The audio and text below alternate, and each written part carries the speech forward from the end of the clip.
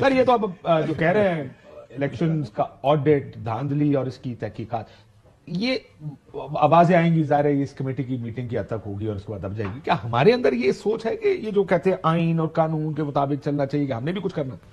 دیکھیں دو تین چیزیں ہیں. ایک تو ڈونلڈ لو، یہ آپ کو پتا ہونا چاہیے کہ جب کانگریس کے سامنے یہ پیش ہوتے ہیں تو دے آر انڈر اوتھ، اور اگر یہ پرچ کریں، کوئی بھی انفارمیشن جو ہے وہ غلط دیں، اپنی طرف سے دیں، تو they can go to jail under perjury. فوجداری مقدمہ بنتا ہے جی پاکستانی زبان میں جی فوجداری مقدمہ بنتا ہے، اور یہ کوئی چھوٹی چیز نہیں ہوتی.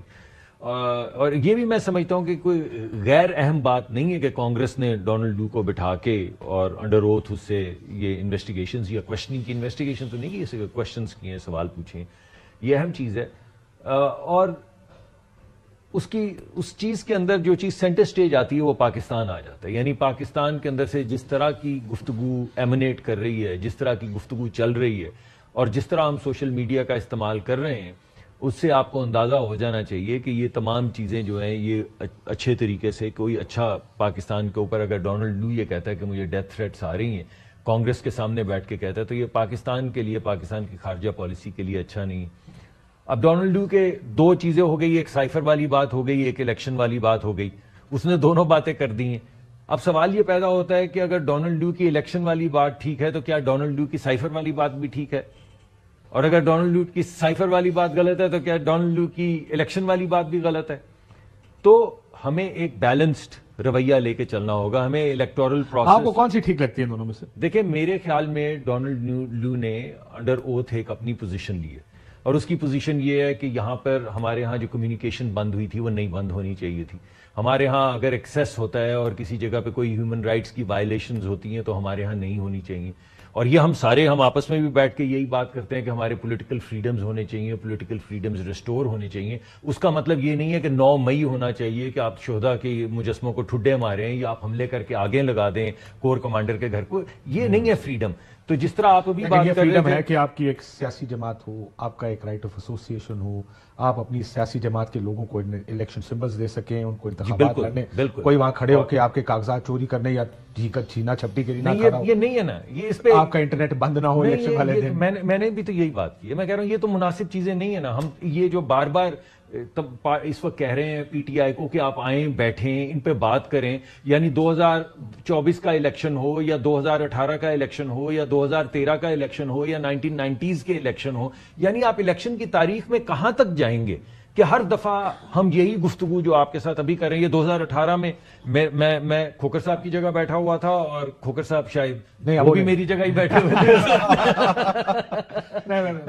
اور یہی گفتگو ہو رہی تھی. 2013 میں بھی یہی گفتگو، 35 پنکچر روز ہم آتے تھے، 35 پنکچر کو ڈیفینڈ کر رہے ہوتے تھے. پھر انہوں نے کہا یہ تو سیاسی بات تھی.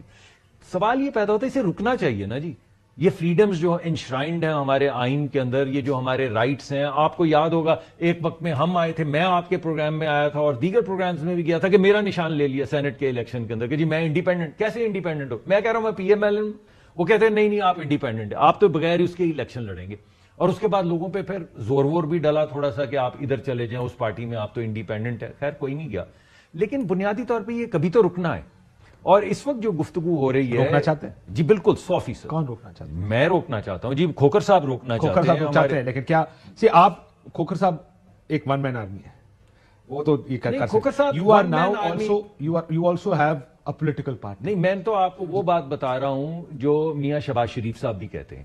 میاں شہباز شریف صاحب نے بھی، دیکھیں میاں شہباز شریف صاحب نے کیا کہا. میاں شہباز شریف صاحب نے کہا آپ نے الیکشن تو ہم نے نہیں کروائے نا، مگر میاں شہباز شریف نے کہا کہ آپ نے الیکشن کے اوپر انگلی اٹھائی ہے. آپ یہ کہہ رہے ہیں کہ الیکشن آپ نے چوری چکاری سے جیت لی ہیں، تو آپ ایسا کریں، آپ حکومت بنا لیں اور آپ اپنی سپرویژن کے اندر، اپنی ڈائریکٹ لیڈرشپ کے اندر یہ تمام چیزیں انویسٹیگیٹ کروا لیں.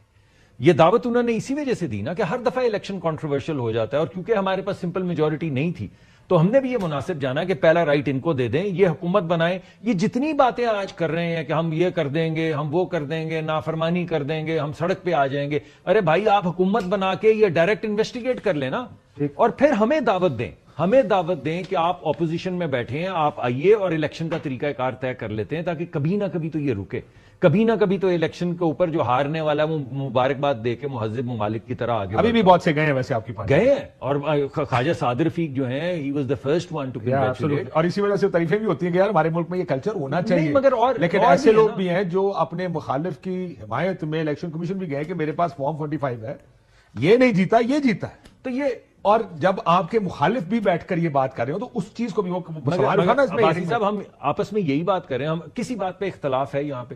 اگر میاں شہباز شریف بھی یہی کہہ رہے ہیں اور میں بھی یہی کہہ رہا ہوں اور کھوکھر صاحب بھی یہی کہہ رہے ہیں اور آپ بھی یہی کہہ رہے ہیں, تو کیا تھوڑا سا بوجھ پی ٹی آئی پہ نہیں کہ وہ آ کے بیٹھ جائے اور اس کو انویسٹیگیٹ کر لے اور بات کرے اور خود دیکھ لے کہ کیا ہونا چاہیے؟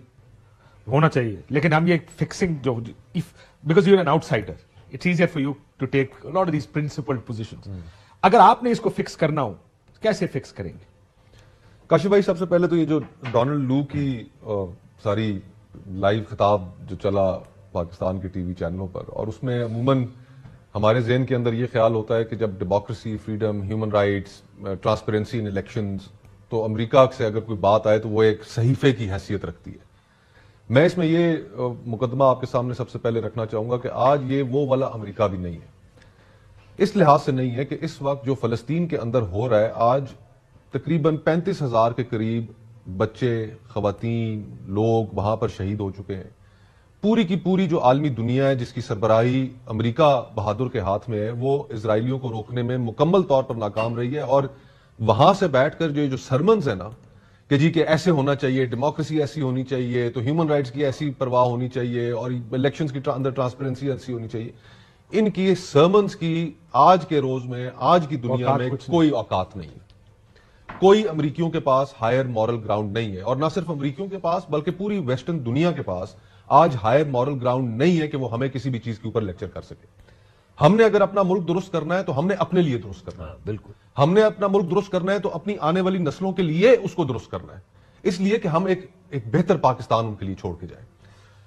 میں اپنی زندگی کے اندر مجھے یہ لگ رہا ہے کہ میں وہ پاکستان نہیں دیکھوں گا انفارچونیٹلی. جب میری عمر تھی, آپ کی بھی 24-25 سال ہم لوگوں کی عمر تھی, تو ہم یہ سمجھتے تھے کہ ہماری زندگی کے اندر پاکستان بدل جائے گا, نہیں بدل سکا.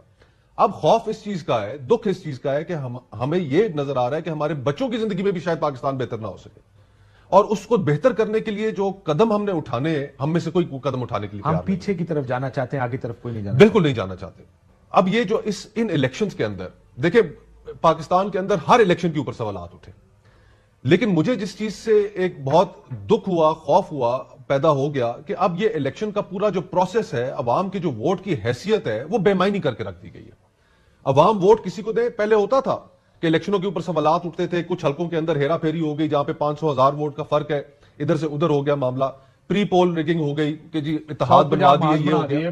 یہ جو نئی رسم پڑی ہے 45 اور 47 والی کہ آپ جو مرضی ہے آپ کے پاس فارم 45 ہو, جس مرضی ہے کو آپ نے ووٹ دیا ہو, اس کو آپ نے 20,000 کی لیڈ سے آپ نے جتایا ہو, میٹر 47 کرے گا, اور 47 کو آپ نے رد و بدل کر کے لوگوں کے ہاتھ میں پکڑا دینا ہے, اور انہوں نے جا کے وہاں پہ حل کرا دینا.